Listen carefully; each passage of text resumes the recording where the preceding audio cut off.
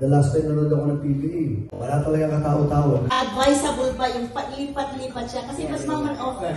They offer a condominium, yung mga alawan. Wow! Same thing in the PBA.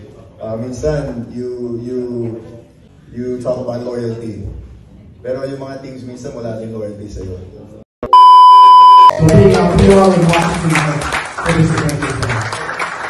and everyone else who has been involved in helping out and supporting the event, thank you very much. So I will now pass the mic to the first speaker. Who would that be? Big game, James Yap.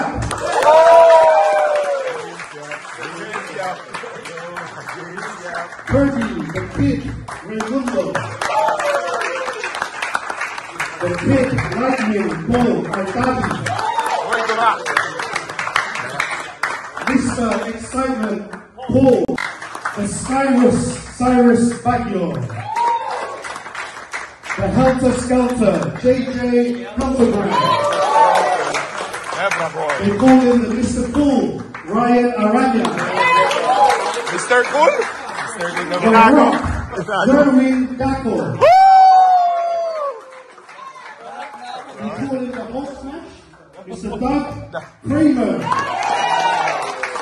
And of course, the captain himself, Mr. Amazing, Nico Morocco.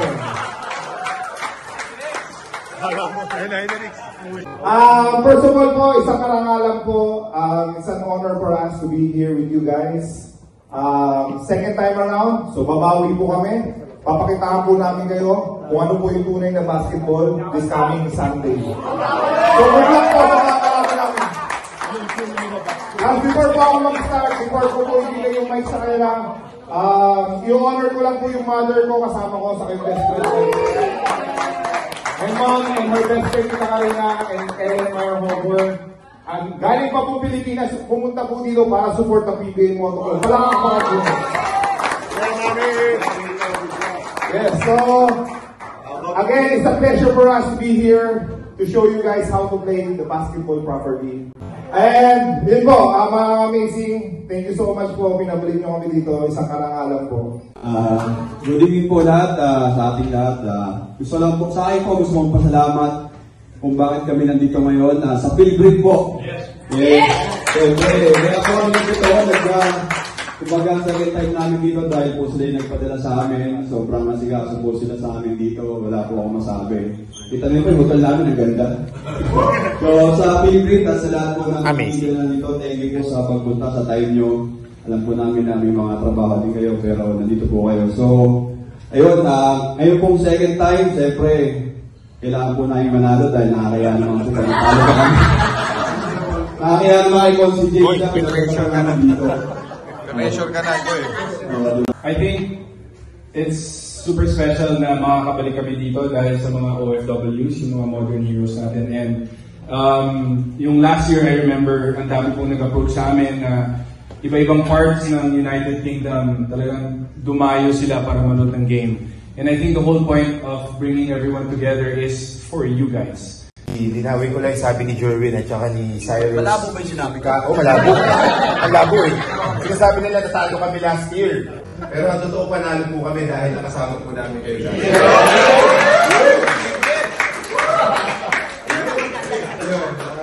Kaya excited po kami na dumalik dito to play against the team ng All-Star ng Campi. And I just want to say thank you sa ating sponsors at sa ating mga organizers, especially sa Campi. Salamat na nandito kami and sana maging exciting ang game tomorrow ay sa June 1. Ano po namin sa inyo yan, pangako namin sa inyo na ibibigay namin yung best namin para ibigay po namin yung magandang laro para sa mga kababayan natin. Hello guys, good evening. I just want to say thank you for coming out, supporting PBA Moto Club. I just want to thank also the sponsors and organizers for making this happen. This is our second time out here in London, and it's been a wonderful experience. I came here just to actually, the camaraderie and the friendship, and to spend time with a couple of clients. But now, na-pressure ako ngayon eh, kasi now we have to win. So, but yeah, looking forward to the game on Sunday. I hope that it'll be an entertaining game, and for sure. Yun, thank you, and maraming salamat siyempre sa pag-invite mo sa amin dito. First time ako makasama sa PBA Moto Club. So, kaya talagang kami latter first time din na si Paul. So, binigyan na kami kaagad ng pressure kasi natalo sila last sa Kaya nga kami nakuha ka namin. Alam mo lang papakondisyon na sana ako ng hindi. So, ayun guys, siyempre maraming salamat sa lahat ng sponsors. And siyempre sa mga kababayan natin dito sa mainit na pagtanggap nyo sa amin. Mga anak na ng player na nanonood. Wala talaga katao-tao. So, nanonood ako sa una. Grabe, ginawa ko. Wala akong dalang jacket. Hindi siya interesado. Hindi siya interesado. Jet lag. So, medyo, hindi lang hirap sabihin ko ba. We're so blessed to be here. And excited ako dahil kung mananalo kami on Sunday, for sure next year, game 3 naman. Kitang-kita ko kung paano pinaganda ni Dog eh. Dog favor yung laban na to. So, sila, sabi nila may pressure ako, walang pressure kasi nakita ko pinaganda nila eh. Diba? Saka wala rin pressure sa akin, hindi ko natalo last year. I'm just gonna play my game and hopefully makatulong. And thank you for my friends. Sinama nyo kami. And to all the sponsors and organizers. And media and lahat ng fans, lahat ng mga kababayan natin dito, God bless on Sunday. Thank you. Good evening po sa ating lahat. Yes, I want to praise the Lord dahil dito tayo ngayon at nakarating kami ng safe para po mabigay kasiyahan sa inyo. Pinapasalamatan natin mga sponsor. Kung di dahil sa inyo, wala akong kami dito. Siyempre, Sir Paul, thank you for your major sponsor. Riley, Kampi, Sir, thank you so much. Favorite, maraming salamat. And siyempre, Brother Rico, Brother JJ, thank you for inviting us. This is the first time na maglalaro kami sa PBA Moto Club ni James and ni Kirby. Sino ba? Kami lang, ni Kuya Bong. Ayan, so excited po kami maglaro sa inyo. Magbibigay po kami ng kasiyahan. Siyempre, ilalabas namin yung galing namin para po sa inyo. At para po manalo this coming Sunday. Muli po, maraming salamat. God bless everyone. Lagi ko po itong sinasabi, kahit sa po kami pumunta na po kami lahat dito na from Dubai, Qatar, Bahrain, Canada, New Zealand. Iniikot na po namin yung buong mundo. Lagi po namin sinasabi sa mga kababayan namin. Alam ko po, lahat po kayo, bawat isa sa inyo, may iniidolo kayo dito sa grupo na to. Iniidolo niyo po to. Nabibili po kayo sa playing style nila, sa mga galawan nila inside the court, outside the court, may mga counselor na po tayo na magagaling, na sumisilbi sa bansa po natin. Pero, ito po ang sasabihin ko sa inyo. Kung iniidolo niyo po to, kami po sa PBA Moto Club, ang iniidolo namin ay kayo. Kayo po mga kababayan namin. Kasi po, lagi po yung sakripisyo nyo. Napapabili po kami sa lahat ng mga sakripisyo nyo, especially po yung mga hardworking Pilipino namin. Kayo po yung modern na bayani namin. At kayo po ay hinahangaan namin ng malupit at malupit. Thank you. Mayor po kayo mga kababayan namin. All over the world. Saka po, pag tinatanong ko po kasi yung mga owner na establishment, ang favorite po nila na mga employees ay Pilipino. If you are in a position to change whatever it is na makita mo change sa Philippine basketball, ano yung change na gusto mo makita? The last time nanonood ako ng PBA, puro mga kamag-anak na ng player na nanonood eh. Wala talaga katao-tao. So nanonood ako sa una.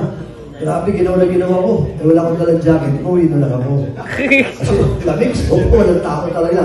So medyo, yun ang hirap sagutin kung bakit. Siguro dahil wala na si James Yap. Wala nanonood ng PBA. Pero yun ang gandahan naman, sabi ko kanina. Yung mga players natin ngayon, sabi ko, kung mga 45 lang ako ngayon, maglalaro pa ako sa Japan eh. Kaya ko pa eh. Ngayon nga, dahil siguro din sa ano nga nangyayari sa Pilipinas, yung mga player natin, Nag-abroad na, lahat nasa Japan ngayon, yung mga gagaling na player, nagja-Japan na lahat ngayon eh. Actually, ito mga to, kaya pa nila eh. Kaya naman, nasawa na sa basketball. Pero totoo siya, kaya nila maglaro sa Japan kasi kaya-kaya pa nila. Kaya, yun lang. Thank you. Sa mga, do you have any experience na talagang nagpakita kung gaano kalalim ang pagmamahal ng mga Pinoy sa basketball when you were playing abroad?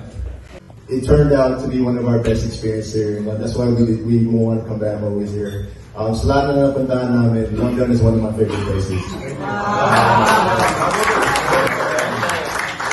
Also, I just want to, before I give up the mic, I just want to give a shout out to Ate Gay and to Jack for taking care of this group. And I just want to give a shout out to my boys James and Terrence for also taking care of us. Thank you guys. PBA Moto Club, nag-invite po si James Yap ng motorcycle ride.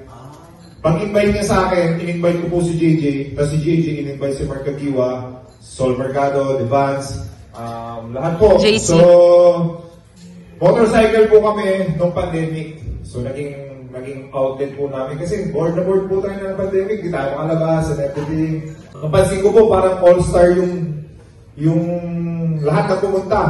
So, sinabi ko po kay JJ na pangalanan kaya natin to na PBA Moto Club.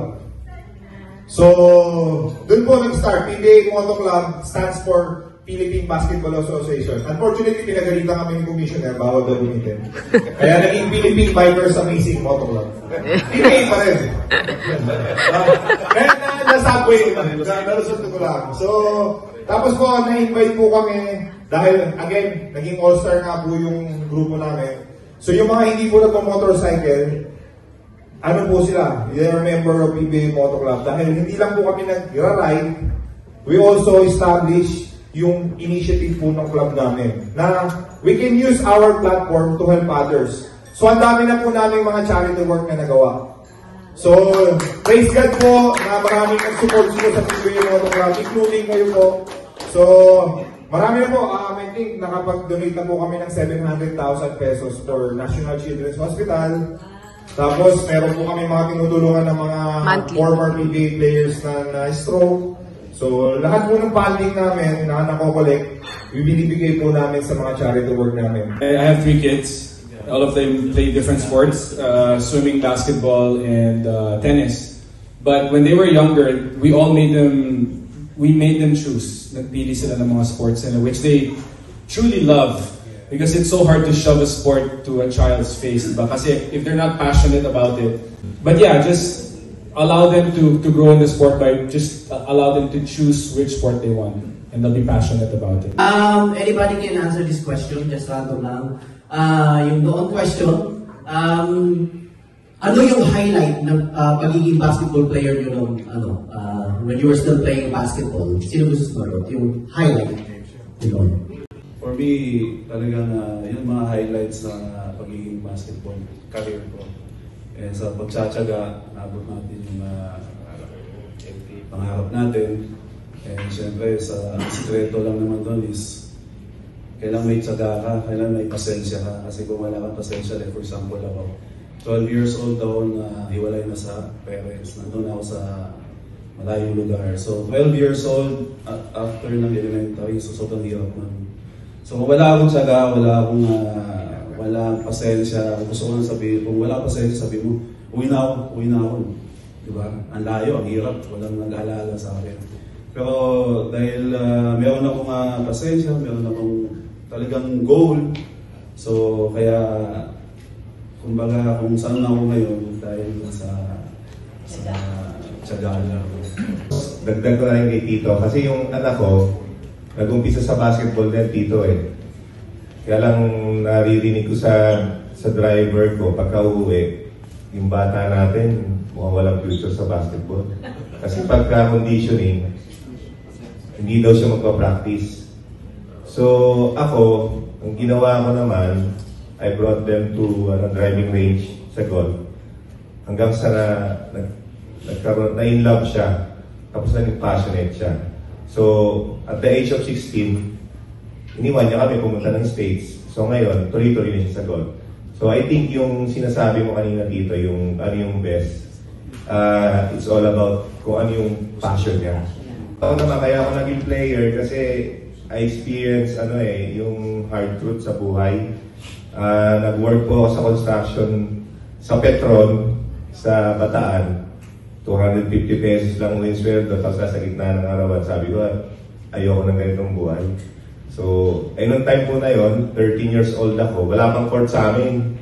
Buti na lang yung mga congressman doon, patayo ng basketball court. At age of 14, nagkaroon kaming basketball court. Salamat sa congressman! Doon po nag-start yung na-inlove naman ako sa basketball. Tapos, ang isang dahilan din, syempre, I want to escape from poverty. So, I want my parents to have a better life, my family to have a better life, and of course, future din ng pag nag-asawa ko, gusto ko yung buhay namin maayos din. So, yung basketball ko kasi, parang na-remind ako yung sinasabi ni James na magtiyaga. So, yun po yung mga nag-push namin kung bakit kami naging successful sa basketball. Yung hardship naman sa buhay. So, sa akin naman po, ang ano lang talagang highlights lang yung nabigyan kami ng magandang opportunity at nabigyan kami ng gift na matangkad kami, gano'n. So, yeah. Sa London, siyempre medyo pag nahirapan ng konti yan, ihinto na yan. Ako mismo, may apo ko rito pamangking ko. Yung anak niya, train ko. Parang ang hirap pasunurin. Ako kasi, nung 14 pa lang ako, 14 years old ako, kasi tatay ko sundalo. So, mahirap talaga buhay namin. Yung sweldo ng sundalo, 5 kami magkapatid, hindi kami kayang pakainin lahat at pag-aralin. So, 14 ako, player na ako ng University of Manila. Nung nasa UM ako, at the age of 14, yung mga kasama ko, yung mga teammate ko, ako, puro matatanda lahat. Puro pakalawang course sa college, pero naglalaro sa high school. Yung mga birth certificate nila, hindi nyo makikita, nasa ilalim ng dagat. Puro fake, kaya nangyari nung liga nung time namin, yung 11 kasama ko, naubos na, ako lamang isa na iwan. Kasi puro matatanda talaga. So, naging advantage po sa akin yun. At saka nung edad ko na yan, 14 ako, naglalaro na ako sa Bicol, kung saan nag-i-import na ako sa Open. 3 months ako noon, hindi ako hinahanap ng nanay ko . Kaya talagang grabe yung advance na ako sa basketball. Kasi nga, dahil gusto mo talagang makarating doon sa pangarap ko. Kaya pinikwento ko kay Rico kanina, nung kumalala nyo, noong 1990, championship namin ng Pure Foods, naputol yung Achilles ko sa 3rd game. First game, 2nd game, panalo kami. Best player ako. Then 3rd game, natalo kami kasi naputol yung Achilles ko. So na-history kami unang-unang history na. 2-0 na, natalo pa. Dahil naputol yung Achilles ko. After 6 months, same conference, nakabalik ako. Kalaban namin, Alaska, ang San Miguel, Ginebra, Alaska ako. Nag-champion kami, finals MVP pa ako. Galing sa Achilles ko. Naputol yung Achilles ko, nakabalik ako. So bakit? Kaya ko pinikuhin ko dahil yun yung advantage ng laki sa hirap. Talagang parang baliwala sa yung mga sakit, sobrang tiyaga po namin yan. Kasi halos pare-pareho ng istorya ng buhay. Yun ang advantage namin. Yun naman ang disadvantage ng mga bata dito sa London. Dahil sabi ko sa apo ko, nung araw, pagkagaling ko practice, kahit pinya lang, ulam ko na sa kanin yan. Sabi ko, so kinakain naman kayo. Kasi kami, almusal namin, sila, almusal, steak and egg. Kami tuyo Paano kami ano sa inyo sa palakasan dyan? Pero yung mga Pilipino, siyempre kami mga laking hirap. Kahit pahirapan mo, kahit anong pagawa mo dyan, gagawin. Gagawin namin kasi gusto mo talaga makarating doon sa pangarap mo. Kaya yun ang advantage namin. Question ko lang is, last year natalo kayo. What's your strategy? Galit na galit.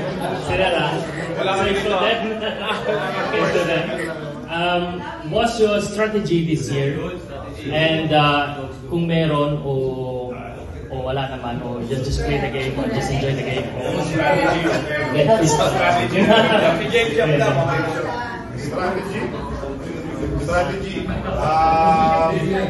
Sa strategy po, hindi namin pwede sabihin, seryoso kami, baka may spy dito sabihin.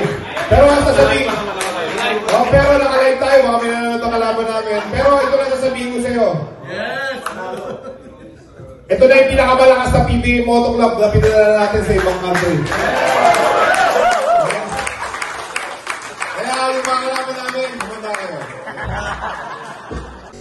Nakitulaan si Makmak sa kasi sa Quran.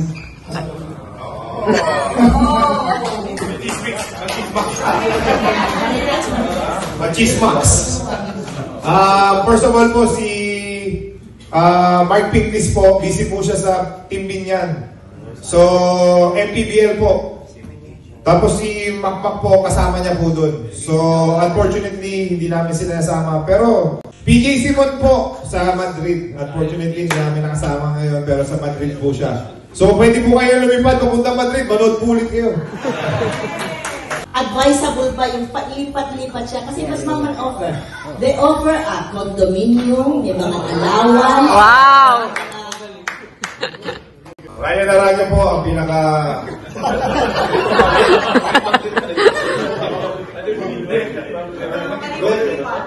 Maganda pong question kasi ano po yun, issue po talaga ngayon sa collegiate.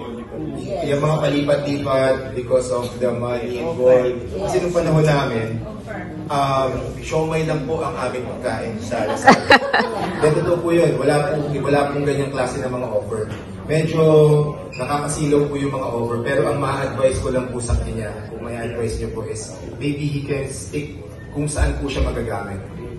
Para sa akin, it's sayang yung offer. Kasi paano pag na-injured siya? Diba? No one's gonna offer that again to him. So, while the iron's hot, you need to strike minsan. Same thing in the PBA. Minsan, you talk about loyalty. Pero yung mga teams minsan wala din loyalty sa'yo. Yeah. Diba? So, para sa akin, whenever you're able to get that type of mga benefits, why not? So, my advice is to take it kasi magaling siya and they offered him that. So they're not gonna offer him that and then not use him, for sure. They're not gonna waste all that benefits and then put you on the bench. So, para sa akin, I would advise him to take it. Yung kapestuhan siguro ng pamangkin mo ko, sa apo mo ko, kapestuhan ng player ko na na-develop ko sa Bataan. So, I think he's one of the top players in ICU. Kilala. Sino? Si Renz Villegas. Laging nasa bahay. Laging best player ko, di ba? So, tama po yung sinasabi nila JJ. Kasi kung meron kang offer tapos hindi ka nabibigyan ng opportunity, masusukat niya naman yun kung makakalaro siya ng makakalaro doon. So, ang importante po kasi sa basketball player, ma-expose ka. So, kahit anong galing mo, pag hindi ka ginagamit, minsan po parang pupurol tayo parang hindi tayo. Yun nga kasi kaya siya nababang po siya doon sa una. Pero ang sa akin naman po, dadagdag ko lang po sa sinabi nila, just be very careful kung saan team ka pupunta at ipag-pray din niya. Kasi ang decision ko very important sa buhay. So, makikita niya naman ano yung lineup dito, kaya mo ba malagpasan yung kung sino yung player dito na kapwestuhan ko, yung ganun po ba? So, I think, sabihin niyo po sa apo niyo po, na ipag-pray niya kung sino dun sa team na yun yung pipiliin niya. Tapos tignan niya rin po yung mga kapwestuhan niya. Kasi, I really believe na hindi siya masyadong magagamit doon kasi yung player ko po doon magaling.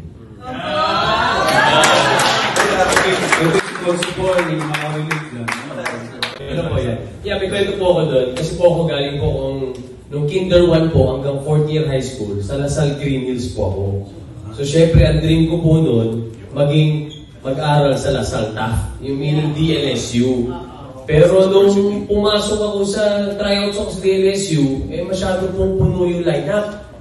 Pero dream na dream ko talaga maglaro doon. So umiiyak po ako sa nanay ko, sabi ko, ma, ano ba talaga, pipiliin ko ba ang Lasal? Hindi ako malaline na agad? O pupunta ako ng UE, magko-commute lang ako, mabilis lang, pero makakalaro ako.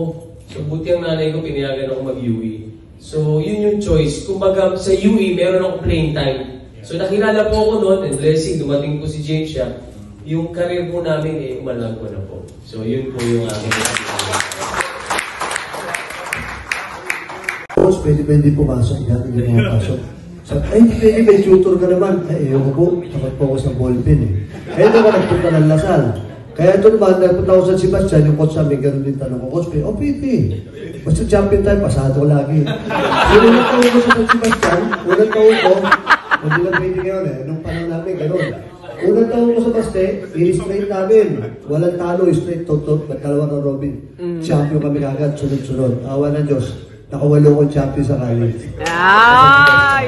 So, totoo yung sinasabi niya, kung saan ka kasi mahirap, Lasal, papasok ka, tapos ensayo, talagang pahirapan. Siyempre, alam mo naman, di ba?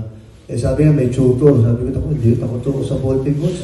Kasi nung sa high school ako sa UM, nung nasa UM ako, yung teacher ko, tinatanong ako, Alvarez, ano gusto mong grade? Ako nung hindi yung grade ko. Kasi ako nung hindi kaya, ayaw ko maglasal. Kaya, yung totoo rin yun, kung saan ka basta bagay, siyempre, napaka-importante nung playing time. Kaya siyempre, yung college ko, nakita niyo naman, parang hindi mo atin na yung lasal, salunan lang namin. Pero yung lasal, bigo, 10 beses namin nakalaban, 11 beses namin tinalo. Kahit isa, hindi na kayo isa sa amin. Oo, hindi na kayo isa.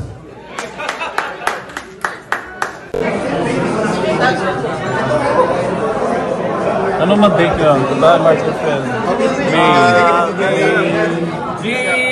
Ano ba ngayon? 30 na.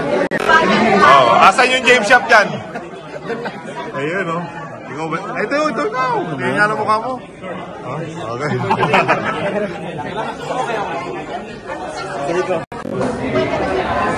Isa.